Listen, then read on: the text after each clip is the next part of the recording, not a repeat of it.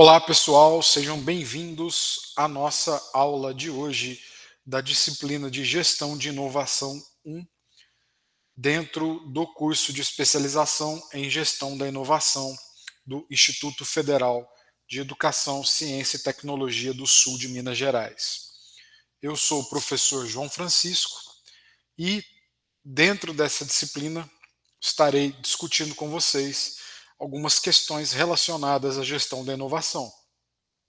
Na última aula, nós discutimos estratégias de inovação e, nessa aula, nós iremos discutir as fontes e as redes de inovação. Pessoal, deixei já para vocês em nossa sala de aula virtual uma leitura recomendada sobre esse tema.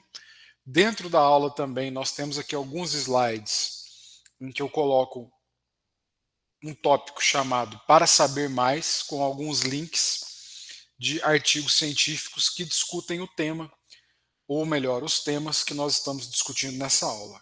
Então eu sugiro que vocês acessem esses artigos, façam as leituras, para que vocês tenham um aprendizado ainda mais completo dessa disciplina, né? Porque o importante é a gente transcender aquilo que eu, professor, trago aqui em nosso edital. Perfeito, então, pessoal. Dito isso, espero que a gente tenha hoje um ótimo aprendizado. Me coloco à disposição de vocês. Bom, hoje a gente vai discutir as fontes e as redes da inovação, e a primeira parte da nossa aula vai discutir as fontes de inovação, deixando a segunda parte para as redes de inovação. Então, ao final dessa aula de hoje, eu espero que vocês tenham compreendido quais são as principais fontes de inovação que a gente tem nas empresas e também espero que vocês compreendam o conceito de redes de inovação e como as redes de inovação são fundamentais para que a gente tenha o processo de desenvolver inovações tecnológicas na empresa e no mercado. Pessoal, vamos lá então. A gente tem que entender que dentro do contexto de inovação, a gente tem diferentes fontes de conhecimento para inovar, né? E a empresa, como vocês perceberam na minha aula, na última aula e nas outras aulas que vocês estão aqui discutindo nas disciplinas, vocês puderam chegar à conclusão de que a inovação não é um fenômeno simples. A inovação, então, é um fenômeno complexo, extremamente multifatorial, e que, quando ocorre, ela é uma combinação de diferentes fontes de tecnologia, informação e conhecimento. E a empresa inovadora, quando ela vai inovar, ela vai se servir de fontes de tecnologia, de informação e conhecimento que vão chegar até a empresa tanto de modo interno quanto de maneira externa. Então, a gente tem que entender que a organização, a empresa, ela é, ou melhor dizendo, ela está dentro de um contexto de ecossistema. E esse ecossistema interage com a empresa.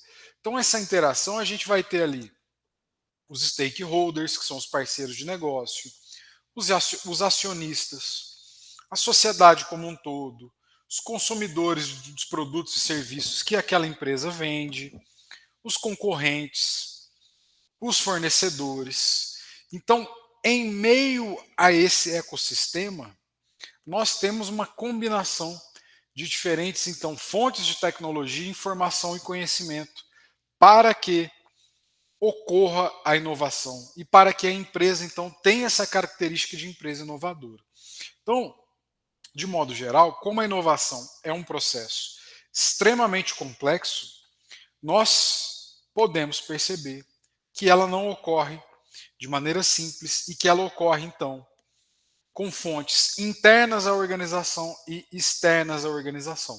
Quando a gente olha as fontes internas, a gente tem, né, aquelas assim, visões mais simples das atividades, né, que a empresa faz, ou melhor dizendo, dos esforços para desenvolver novos produtos, novos processos, novos serviços, né, ou ainda para executar melhorias incrementais dentro dos processos e também nos produtos e serviços que são vendidos. Então, as ferramentas para execução disso São os programas de qualidade, por exemplo, treinamento de recursos humanos, os processos de aprendizado organizacional. Tudo isso vai contribuir para a formação de uma empresa inovadora. Por sua vez, quando a gente olha as fontes externas à organização, a gente tem, por exemplo, uma maneira de inovar a partir da aquisição de informação codificada, comprando livro, revista técnica, manual, adquirindo softwares de terceiros, vídeos, contratando treinamentos, consultorias. É uma forma também de você estruturar a inovação. E uma outra possibilidade é a obtenção de licença de fabricação de produto, tecnologias embutidas em máquinas e equipamentos. Quando você compra essa tecnologia, né? Como eu já comentei com vocês, quando eu realizei o meu doutorado, eu estudei inovações em cervejarias artesanais. E muitas cervejarias tinham como inovações justamente o fato delas adquirirem máquinas e equipamentos altamente tecnológicos para a produção de cerveja artesanal, que eram importados, e isso dava para essas cervejarias um ganho de qualidade, um ganho de produtividade, e era uma maneira que essas então cervejarias artesanais faziam para poder inovar, e era uma fonte externa de inovação na empresa.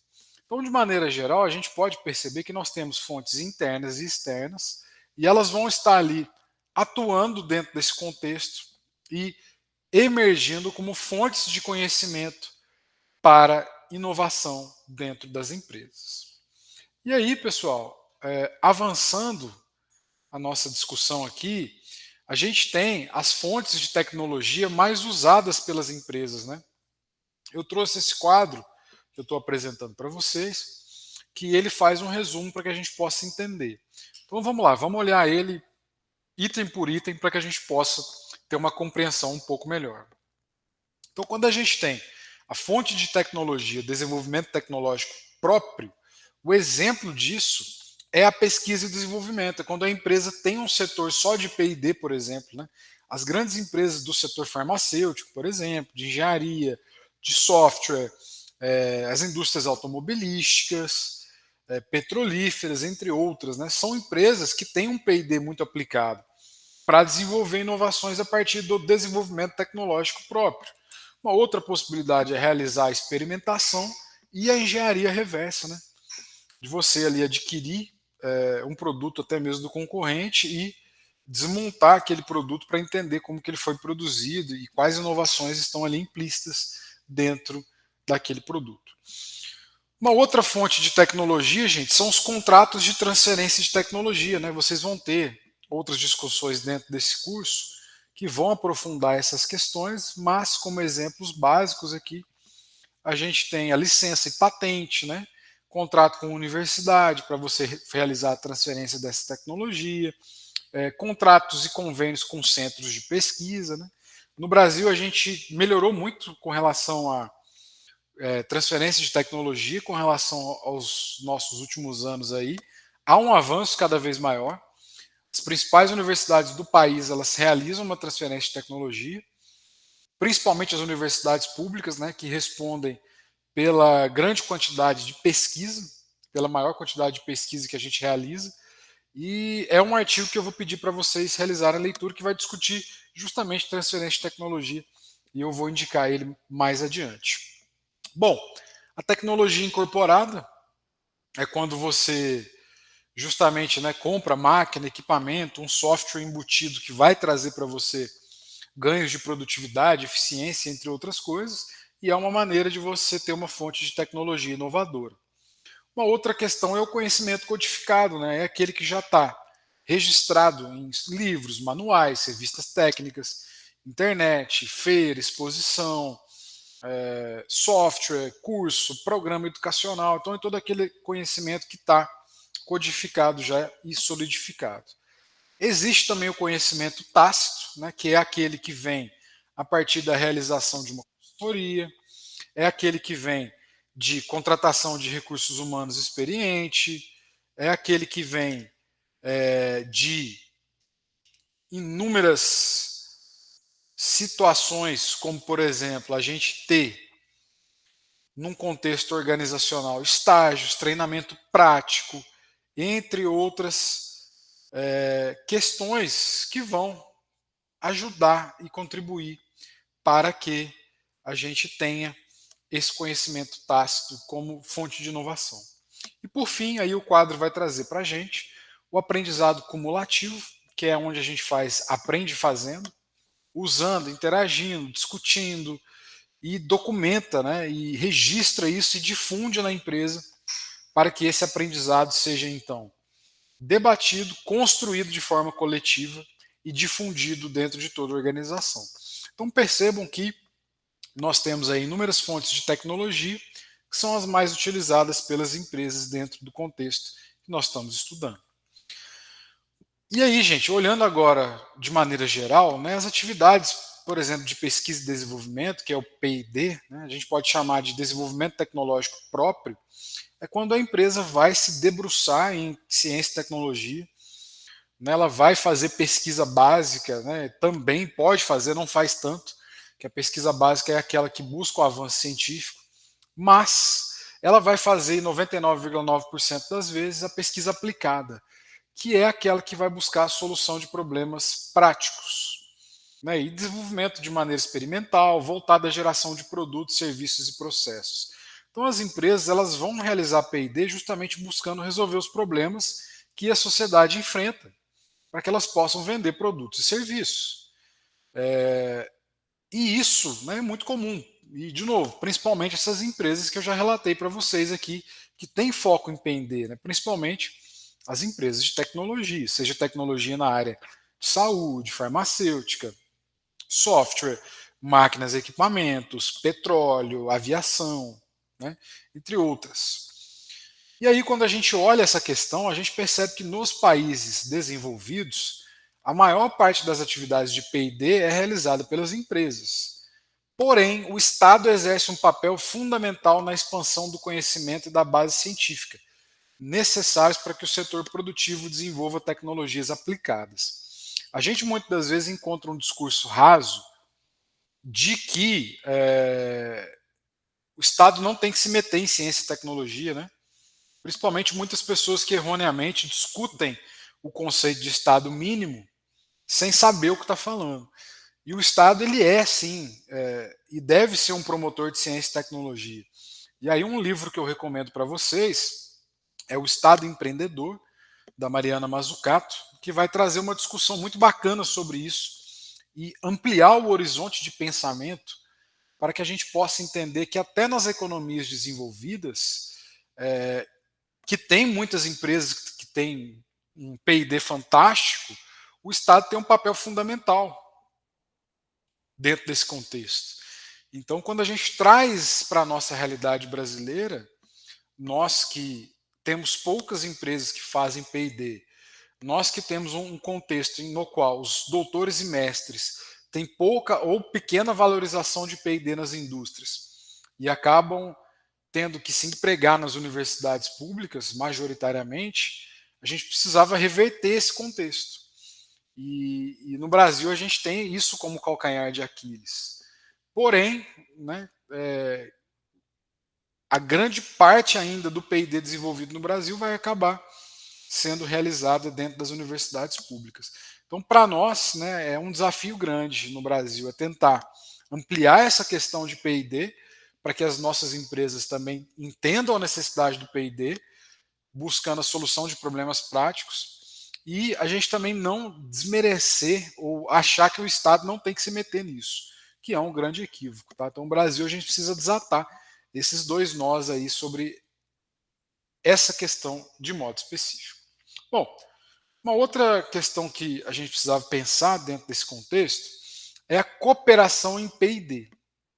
P&D, gente, ele é muito complexo, como eu já falei para vocês, para a gente fazer ele sozinho, para a gente fazer ele a esmo, achando que nós iremos fazer o P&D sozinhos e sem nos relacionarmos com ninguém. Isso é um equívoco muito grande, né? Eu até brinco com os meus alunos, né, de todos os níveis aí, graduação, pós, que a gente não faz ciência sozinho. É uma ilusão a gente achar que a gente vai fazer ciência sozinho e está tudo bem e vamos dar conta. De maneira né? É um grande equívoco pensar assim. O P&D, gente, ele é uma atividade coletiva que vai depender de mão de obra, de pessoas, e hoje cada vez mais de diferentes áreas, porque a gente tem um crescimento da inter e multidisciplinaridade, e o P&D também depende de organizações públicas e privadas que entendam a necessidade de se executar o P&D e que façam consórcios, parcerias, cooperações e interações. Então, a formação de consórcios de P&D tem sido uma tendência mundial, né, porque a gente tem uma complexidade científica cada vez maior, um alto custo de atividade de pesquisa e problemas cada vez mais complexos para serem resolvidos, que não serão resolvidos com o olhar apenas de uma ciência, mas sim da convergência dos saberes. Então, à medida que as tecnologias diferentes vão se convergindo, nenhuma empresa vai conseguir, por mais que ela seja rica, poderosa, com acesso a P&D, reunir todas as competências necessárias para desenvolver novos produtos. E aí essas empresas então vão ter que lançar mão de estratégias para complementar suas competências, dividir os custos, reduzir os riscos da inovação. E uma ótima maneira de fazer isso é construindo pontes, fazendo alianças, principalmente com centros de pesquisa. No Brasil, a gente tem visto um salto com relação a isso, embora a gente ainda precise melhorar muito a nossa chamada relação interação universidade-empresa. Nós temos grandes universidades hoje que têm centros de pesquisa e desenvolvimento de empresas. Vou dar um exemplo da Universidade Federal de Minas Gerais, porque foi onde eu fiz o meu doutorado. E eu tenho um exemplo mais recente, né, mais fresco para trazer para vocês. Lá nós temos centro de pesquisa da Fiat, Fiat Stellantis, né, que é uma montadora. A gente tem centro de pesquisa da Microsoft, do Google, entre outras empresas que estão posicionadas ali dentro.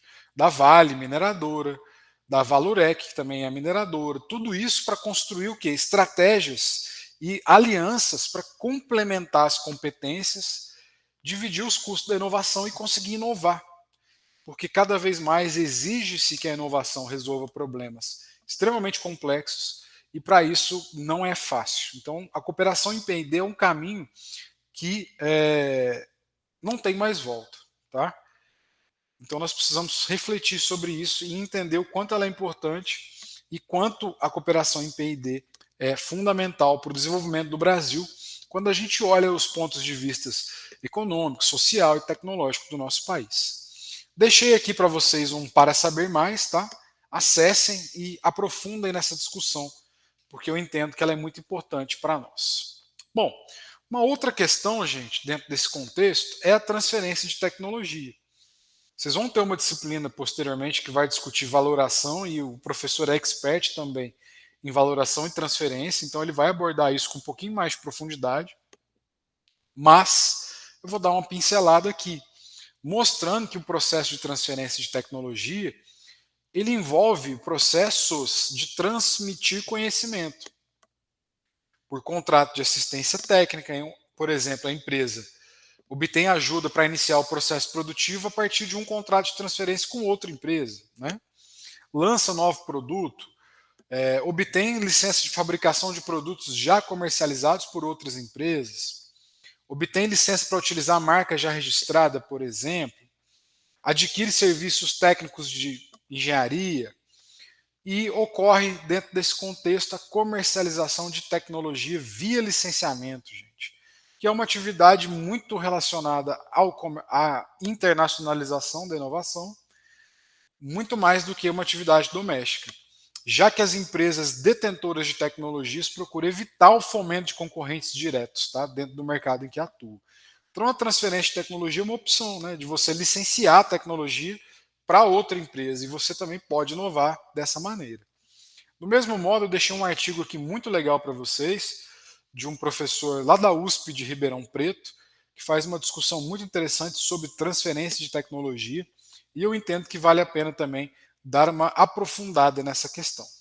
Bom, uma outra possibilidade é a gente ter a tecnologia incorporada em bens de capital e insumos críticos. Nesse movimento, as empresas vão absorver novas tecnologias de processo, resultando na ampliação da escala de produção.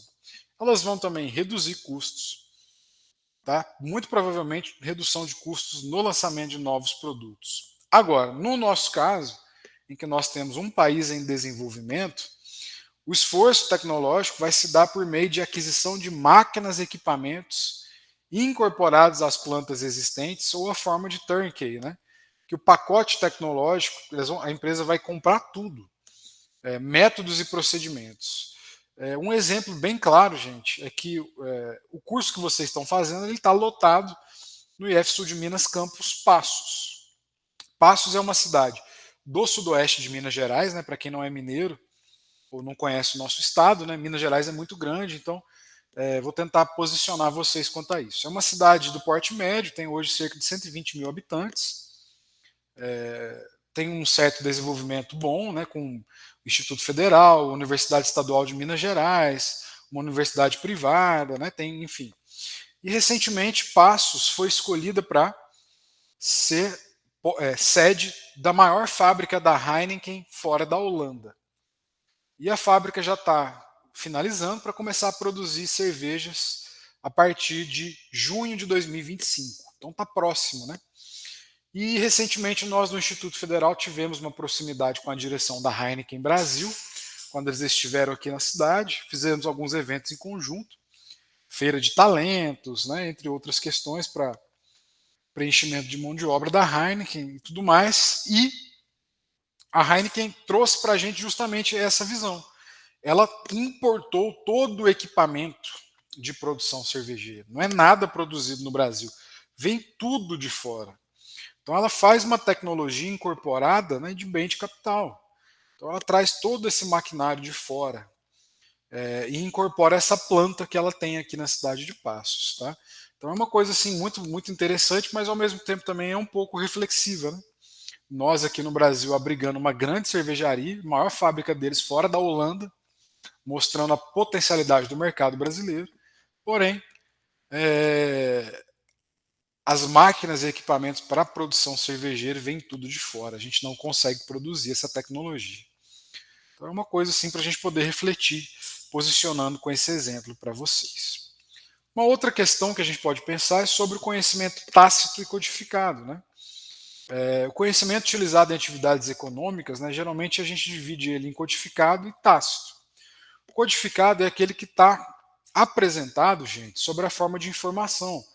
Aquele que está registrado em manual, livro, artigo científico, revista técnica, tese de doutorado, dissertação de mestrado, fórmula, documento de patente, banco de dados, entre outras. Tá? E essa codificação permite que o conhecimento seja transmitido, né? Manipulado, armazenado, reproduzido, contestado. Né? O bacana da ciência é isso. Você faz uma pesquisa, divulga ela para os pares por meio de um artigo científico e dentro desse contexto as pessoas vão lendo a sua pesquisa e fazendo ali observações, aprimorando, né, contestando, concordando ou discordando. Já o conhecimento tácito é aquele que envolve habilidade, experiências pessoais de grupo, e ele é construído de maneira mais subjetiva. Então é aquele conhecimento que a gente vai ter dentro do contexto do convívio entre as pessoas, do tete a tete. E é um tipo de conhecimento não deixando entender que ele é menos ou mais importante, mas que é um conhecimento que não é registrado, não é estruturado por livros, revistas, entre outras coisas do tipo. Bom, e é uma forma que a gente pode também inovar a partir do compartilhamento desse conhecimento. Uma outra questão é o aprendizado cumulativo, gente. O aprendizado cumulativo, né, ele ocorre a partir do processo de aprendizado, que busca desenvolver a capacitação produtiva, organizacional e tecnológica. Então a gente tem os recursos utilizados para a produção com determinado nível de eficiência, envolve o uso de equipamento, desenvolvimento de rotinas e métodos e maneiras de gerir a organização, de fazer as coisas, né? A capacidade de combinar insumos. Já a capacitação tecnológica vai abarcar as habilidades técnicas, o conhecimento individual e coletivo e a experiência tácita. Então a gente tem que entender que o aprendizado ocorre em todas as esferas da organização, gente. Na produção, na engenharia, na manutenção, no P&D, na organização, no marketing, na gestão de pessoas. Todas as áreas da organização aprendem. E o aprendizado cumulativo ocorre dentro dessas áreas. Porque dentro dessas áreas a gente vai ter os recursos que estão ali construindo as soluções, juntando tecnologia, habilidade técnica das pessoas, conhecimento, troca e experiências. Bom, uma outra questão que a gente pode pensar com relação a isso é a propriedade intelectual. Trazendo um aparato aqui bem simples, né, sem precisar aprofundar, porque vocês também têm uma disciplina só para discutir propriedade intelectual no nosso curso, e aí a gente tem aqui inúmeras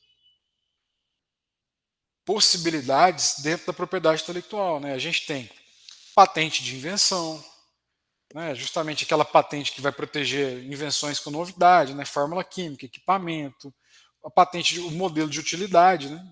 Aperfeiçoamento funcionais, né? Uma engrenagem de isqueiro, uma abertura de lata, o desenho industrial, que vai proteger a estética e o design, a marca registrada, o copyright, que é o direito autoral, principalmente na área artística, né? O segredo industrial, fórmula, processo, topografia de circuitos integrados, que vai proteger o layout de chip eletrônico, e os TRIPS, que são os acordos internacionais, né, as regras entre os países. Para aprofundar, gente, nessa questão, eu recomendo também o curso de propriedade intelectual da OMPI. Ele ocorre totalmente à distância e tem módulos também separados, só para patentes, só para desenho, só para marcas. É um curso gratuito, totalmente gratuito e à distância. É só procurar no Google, tá? Curso de Propriedade Intelectual OMPI, que ele é ofertado aí, se não me engano, todos os meses. Enfim, é uma oferta bem interessante, bem robusta e dá um aprofundamento para vocês dentro das questões de propriedade intelectual. Bom, agora trazendo o pensamento para que a gente possa discutir as redes de inovação, a gente tem conceitos que são próximos, tá? Às vezes a gente confunde ou tenta discutir da mesma maneira rede de inovação com sistemas de inovação ou ecossistemas de inovação. Tá? Isso é verdadeiro quando a gente tem uma noção mais abrangente de que as redes de inovação envolvem processos de interação entre os atores, tá? Regional, nacional e global. Então, assim, a gente pode ter, por exemplo, a rede de inovação de um município grande, por exemplo, de Campinas, São Paulo. E a gente pode entender que o sistema de inovação tá acima da rede. Então, há indicações na literatura que tem essa visão e tem indicações também que tem uma visão um pouquinho contrária. Por isso que há essa questão do sombreamento e também a questão de interpor, até mesmo de confundir os conceitos. Mas o que a gente precisa entender, quando a gente fala de redes de inovação, que as redes de inovação caracterizam por redes interorganizacionais que envolvem empresas inovadoras, que vão interagir com o governo, universidades, centros de pesquisa e agentes financeiros. Vamos pegar, por exemplo, o Vale do Silício. O Vale do Silício ele tem uma rede de inovação, porque tem inúmeras empresas inovadoras que têm interação com o governo, universidades, centros de pesquisa, agentes financeiros. Tá? Agora, essa delimitação parece insuficiente, né? Porque dentro dessa rede tem outras redes que estão ali dentro, menores. Usuários, produtores, redes regionais e interindustriais, alianças estratégicas, entre outros. Tá? Então, o conceito de rede ele tem sido revisitado ao longo dos anos, reestruturado, mas eu gosto muito de pensar, quando eu vou exemplificar rede de inovação, ao exemplo do Vale do Silício, que eu acho que fica mais claro as redes das empresas tecnológicas, inovadoras, e as interações que elas têm com governo, universidades, centros de pesquisa, entre outros atores. Bom, a rede, gente, de inovação, ela torna um mecanismo para difundir a inovação, porque ela tem colaboração, interação entre as empresas e emergem como uma possibilidade, uma nova forma para a produção do conhecimento e da inovação tecnológica. Então a gente percebe que quando existe uma rede de inovação e essas empresas estão ali interagindo, criando inovação, a inovação ela cresce e ocorre de maneira mais pujante, tendo em vista a quantidade de inovações que as empresas vão soltando no mercado, vão interagindo e vão construindo. Então acaba-se criando um cenário ou um contexto em que a inovação vai se difundindo de maneira muito rápida. E aí, essas redes possuem, segundo a literatura, três implicações chaves. Elas constituem um dispositivo de coordenação que possibilita e apoia a aprendizagem intraempresarial. Então, as empresas da rede vão aprender juntas, tá? Essas redes permitem a exploração de complementariedades, fundamental para dominar a solução tecnológica, caracterizada pela complexidade e diversidade de áreas. E, por fim, as redes constituem um ambiente organizacional que abre a possibilidade de exploração de sinergias, gente, pela junção de diferentes competências tecnológicas. Tendo em vista que as empresas que estão na rede ou nas redes, elas têm diferentes competências tecnológicas e estão ali interagindo entre elas para trazer essas soluções para o mercado. Bom, uma outra coisa que a gente precisava pensar com relação às redes é que as empresas adotam uma estratégia, dependente. As empresas que adotam essa estratégia dependente, elas assumem um papel subordinado a outras empresas mais fortes. Então, dentro da rede vai ter também esses conflitos, tá? E essas empresas, então, dependentes, não tomam a iniciativa de promover mudanças técnicas em seus produtos ou processos, a não ser que os clientes exijam, ou os controladores. E elas vão depender de outras empresas para obter as instruções técnicas para inovar. Então percebam que há ali uma relação de dependência, tá? Também dentro da rede. Essas empresas muitas das vezes não têm capacitação própria para alterar o processo produtivo, lançar novos produtos, tal. Então elas buscam atuar e operar de maneira eficiente com o que elas têm, tá? E pensando nisso dentro da rede, é o contexto que nós temos de que existem esses conflitos dentro dessa rede de inovação. Pessoal, agora, como que as redes de inovação vão formar, como que elas vão existir? Muitas vezes as redes de inovação elas formam pelos fatores relacionados com os insumos necessários, a base, a complexidade. Trazendo Minas Gerais de novo, a gente tem aqui o que a gente chama de Vale do Silício Mineiro, que é o complexo de empresas que estão localizadas em Santa Rita do Sapucaí e Itajubá, que são duas cidades que têm universidades muito pujantes na pesquisa dentro da área de engenharias, então muitas soluções tecnológicas, e as cidades que têm incubadores de empresas de base tecnológica, startups, entre outras coisas nesse sentido. Então ali criou-se uma rede, porque as empresas precisam de insumos necessários ao processo de inovação, têm uma complexidade na área que elas atuam, e dentro do município que elas estão localizadas, existem uma base de conhecimento formada pelas próprias empresas, pelas universidades, pelas escolas técnicas, que vão contribuir para inovar. Agora, o que a gente precisa entender, e que essa frase aqui, o último parágrafo do nosso slide mostra, é fundamental. É muito mais difícil criar o conhecimento necessário para inovar quando a empresa é única e dentro daquela fronteira dela. Então, para que a gente consiga inovar, para que a gente consiga estruturar a inovação, a gente precisa ter uma dispersão das fontes de conhecimento e a rede serve para isso.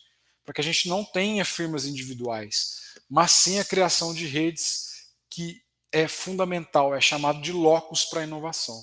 Justamente essa interação. Não há inovação sem interação organizacional. E aí eu deixo esse artigo também indicado para vocês sobre redes de inovação. Recomendo fortemente a leitura para aprofundamento. E por hoje é isso. Agradeço a atenção de todos. Vocês podem me encontrar no meu e-mail, no fórum de dúvidas da nossa plataforma de aprendizagem individual. E até a próxima aula. Segue as nossas referências e um abraço, pessoal.